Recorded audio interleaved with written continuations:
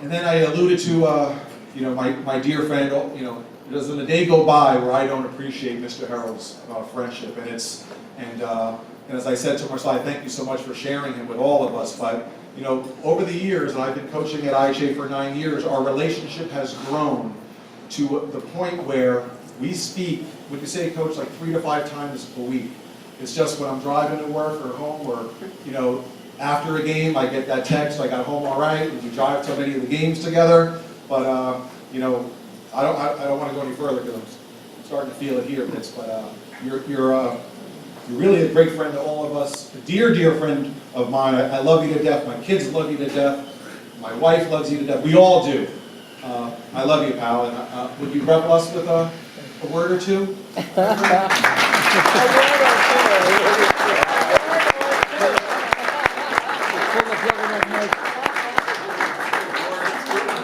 Emily, he's running faster than you. What's the steal sign? Thank you, Coach. Thank you, everyone. You know, before the season started, I was very skeptical as to how we would do. I was scared because we had so many experienced players graduate. But Rebecca kept consoling me, saying, "This year we're going to do fine, Mr. Herold. We're going to be fine." And sure enough, she was right. You know, 20 wins and 2 championships, that's not anything to sneeze at. It was really, really quite successful. I mean, Jordan Wilmot, this multi-talented young lady, did everything. You know, she brought the ball up, she shot, rebounded, played defense. And well, everybody must have had a smile on their face to watch Meg Swords blossom this year. She was great. She was one of the toughest players underneath in the county, in the northern New Jersey. If she got the ball under there, she surely would make it. And then Madison Seelman, what a doll. Madison Seelman, she rebounded so often. She did perfect form, boxed out beautifully. And she had such a nice soft touch too. You know? And I'm glad Emily came back this year. Emily took a hiatus last year and didn't play, but she came back this year and was instrumental in us winning a couple of very important games. Rebecca was the toughest young lady that I have seen in a long time at IHA. She was so tough on defense that if a girl beat her and was going to score, I felt sorry for that girl. I thought she was going to fight her. It was so crucial. And then an adorable Danny Minati. Who doesn't love Danny? I mean, if I were an offensive player and she were playing me defense, I'd be mesmerized by her arms and legs. It was amazing. I didn't forget you, Katie. You know, on rotation. Last year, if I'm correct, if I remember correctly, it was your birthday when we had the dinner. And I jokingly up here said to Emily, or to Katie, I said, "Katie, make sure over the summer you hit 40% of your three-point shots." You know, I was teasing, but she and her father, she must have shot 200 shots, 300 shots a day. She and her father would find gym somewhere, and she would practice her shots. And I'm sure she's going to do it again this year. All you younger ladies, tag on to her, because she knows what she's doing, and you'll follow her example, you'll be good. Like that very famous Scottish philosopher said, Sir Robert Ryan, he said, good, better, best. He said, give it a test. He said, make your good better and your better best. And I think these girls, if you practice over the summer, you'll be surprised how fast you get. Don't practice your strengths as much as your weaknesses. The coaches, I've never worked with 4 of the nicest human beings in my life. They have children of their own, and they know how to treat children. I ask all of you to think for a moment. Have you ever heard any of them say anything demeaning or degrading to the girls out on the court? They never do. It's always positive reinforcement. They know how crucial these teenage years are with regard to the self-esteem of these kids. And I've heard them say, nice shot, nice rebound, nice pass. Never negative. If you think that's commonplace, listen to the AAU coaches and some of the coaches around the county. Vulgarity, screaming in kids' faces. We are lucky to have these guys.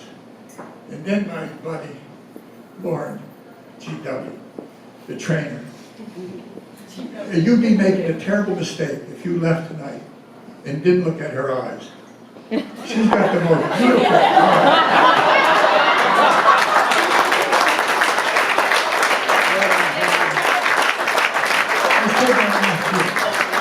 I said that last year, but this year she has a rival. She has a rival, a close person very close. Ashley Rose. Ashley Rose, where are you, Ashley? There she is. You know, I can look at one of them at a time, but not both. Because when I was in Kennedy, we beat Pope John by a big margin.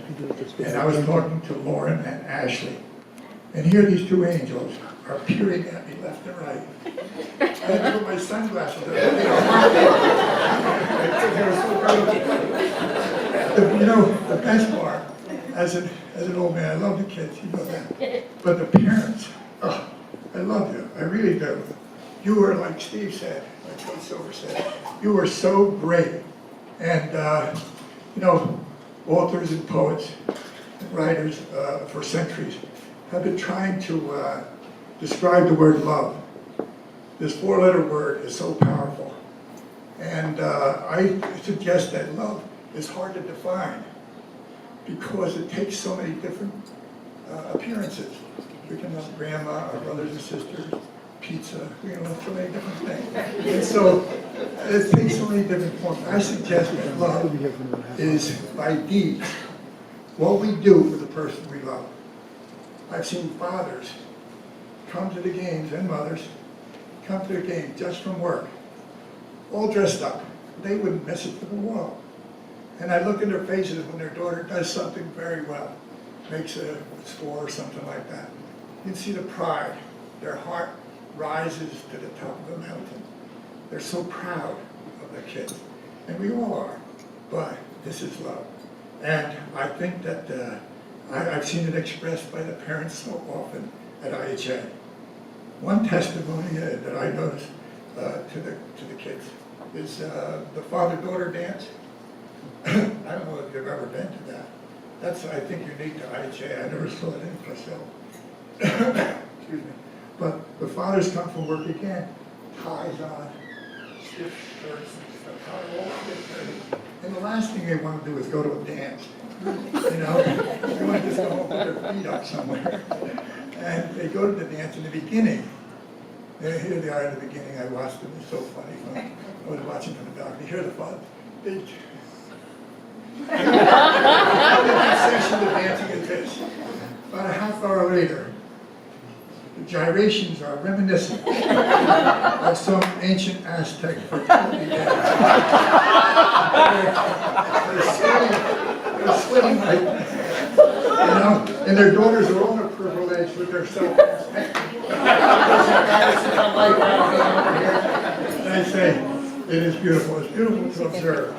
And I truly love you. Thank you for being my friend. And the warm affection that you give me every time I come to a game. You're beautiful. And I look forward to the young people, your parents, many of whom I haven't met yet. But I look forward to that and establishing the same kind of relationship I had with the president. Thank you very much. Thank you.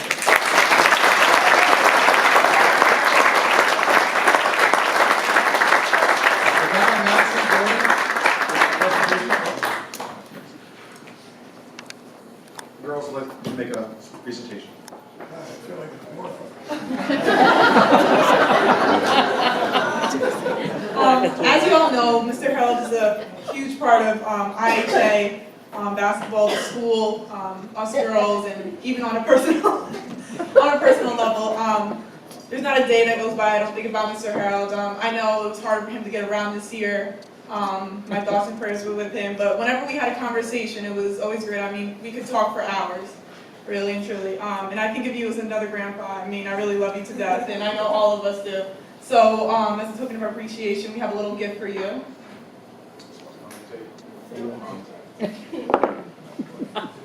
Take it out, put it on.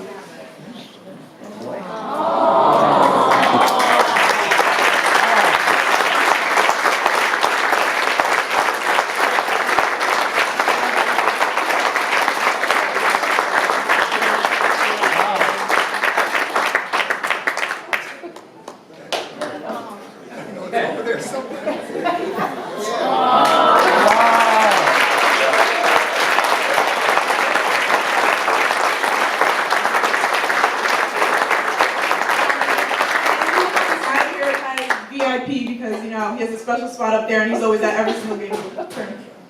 Oh. You could go to Tom with me.